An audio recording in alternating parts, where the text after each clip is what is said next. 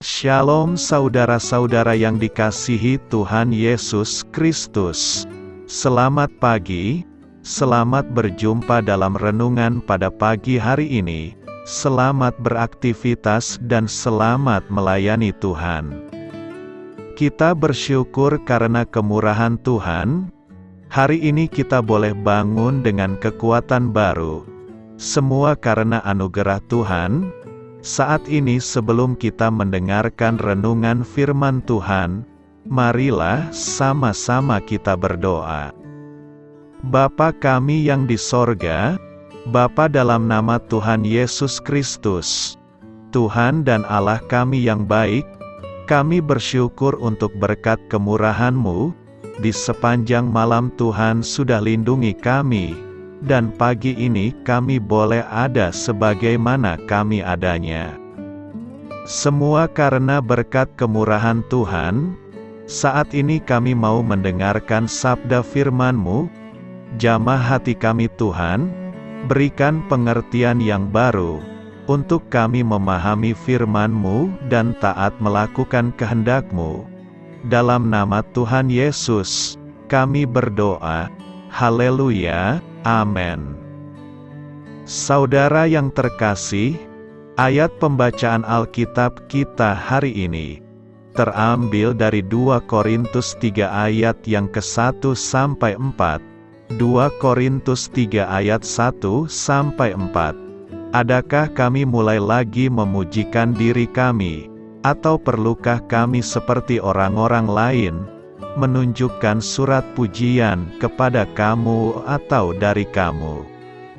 Kamu adalah surat pujian kami, yang tertulis dalam hati kami, dan yang dikenal, dan yang dapat dibaca oleh semua orang, karena telah ternyata, bahwa kamu adalah surat Kristus, yang ditulis oleh pelayanan kami, ditulis bukan dengan tinta, tetapi dengan Roh dari Allah yang hidup, bukan pada loh-loh batu, melainkan pada loh-loh daging, yaitu di dalam hati manusia.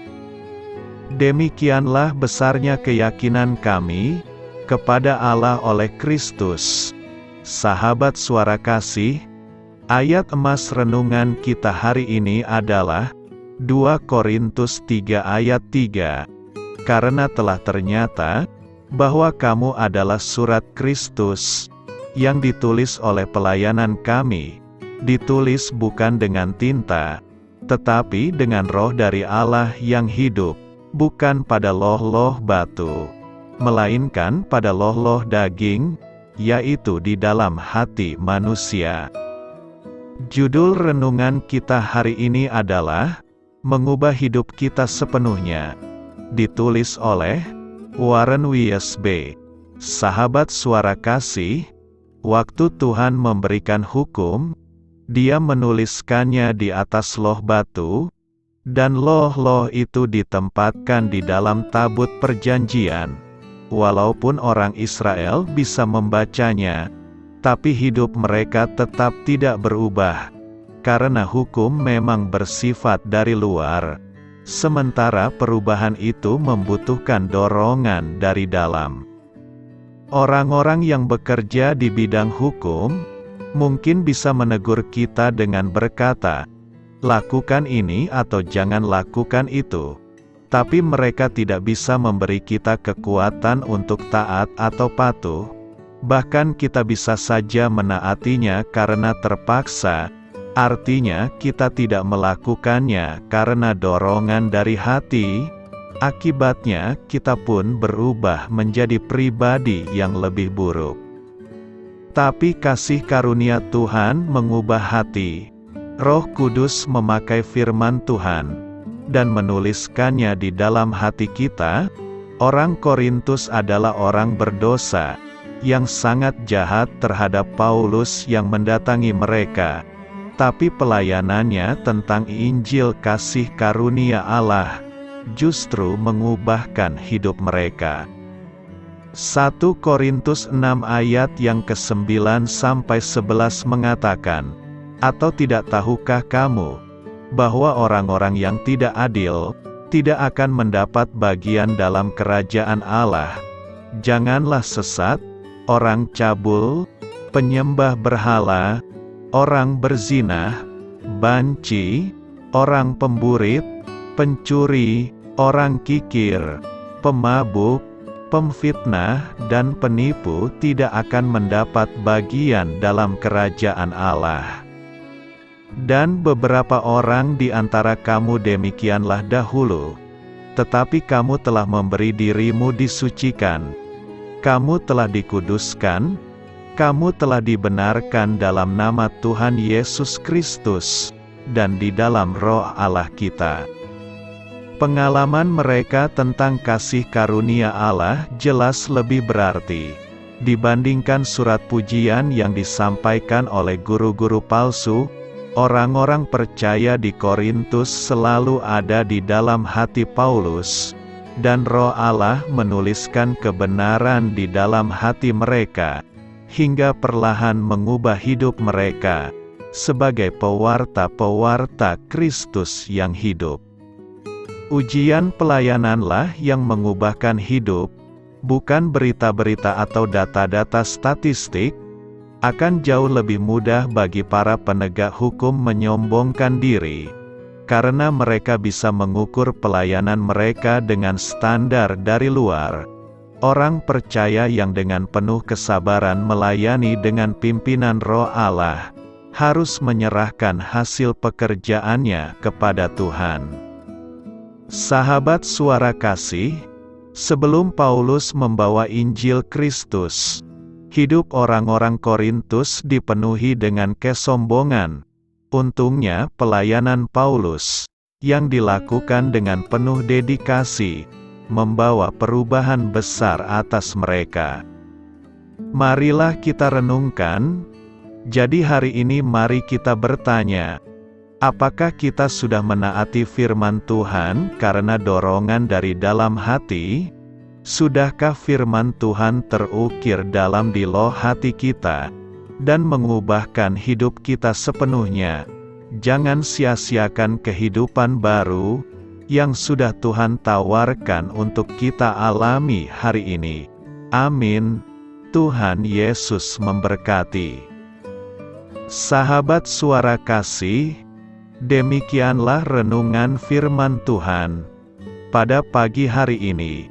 Semoga menjadi berkat bagi hidup kita, dan sebelum kita memulai segala aktivitas kita di pagi hari ini, marilah kita berdoa. Bapa kami yang di sorga, Bapa di dalam nama Tuhan Yesus Kristus, terima kasih Bapa, karena Engkau sudah menjadi Allah bagi kami. Kami juga bersyukur Bapa, untuk pertolongan-Mu, penyertaan-Mu, dan atas berkat-Mu di dalam kehidupan kami. Kami berbahagia dan bersyukur Bapa, untuk kebaikan-Mu di pagi hari ini. Tak berkesudahan kasih setia-Mu, tak habis-habisnya rahmat-Mu, selalu baru setiap pagi. Besar kesetiaan-Mu di dalam hidup kami. Terima kasih untuk firman-Mu. Pada pagi hari ini ya Bapa, kami mau belajar dan terus belajar tentang firman-Mu. Firman-Mu yang menguatkan dan meneguhkan iman percaya kami. Firman-Mu yang mengubahkan kehidupan kami. Kami mau berjalan bersama dengan Engkau di sepanjang kehidupan kami Bapa, agar kami tidak tersesat di dalam dunia ini. Terima kasih Bapa, buat kesempatan dan nafas kehidupan yang masih Engkau berikan. Kami mau memakai kehidupan kami, untuk hormat dan kemuliaan nama-Mu. Segala pergumulan dan masalah hidup kami serahkan di dalam tangan-Mu. Engkau yang akan menyelesaikannya bagi hidup kami. Kami hanya berharap kepada-Mu, Bapa. Hamba berdoa untuk saudara-saudara kami, yang sudah mendengarkan renungan firman-Mu pada pagi hari ini, yang saat ini sedang mengalami sakit penyakit, pergumulan, masalah, kebutuhan ekonomi. Kiranya Engkau yang jamah, sembuhkan dan pulihkan.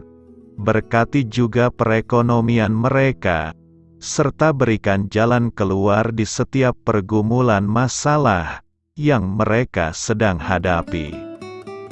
Dan ajarlah kami Bapa, untuk selalu berharap dan percaya sepenuhnya kepada Tuhan Yesus.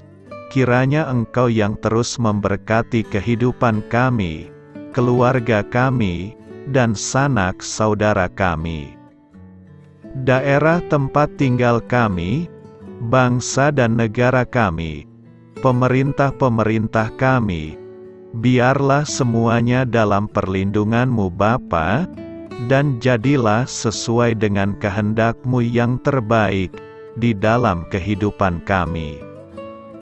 Dan pada pagi hari ini ya Bapa, kami mau berterima kasih buat perlindungan-Mu di sepanjang malam yang telah kami lewati. Pagi hari ini, kami akan memulai aktivitas kami sebagaimana mestinya.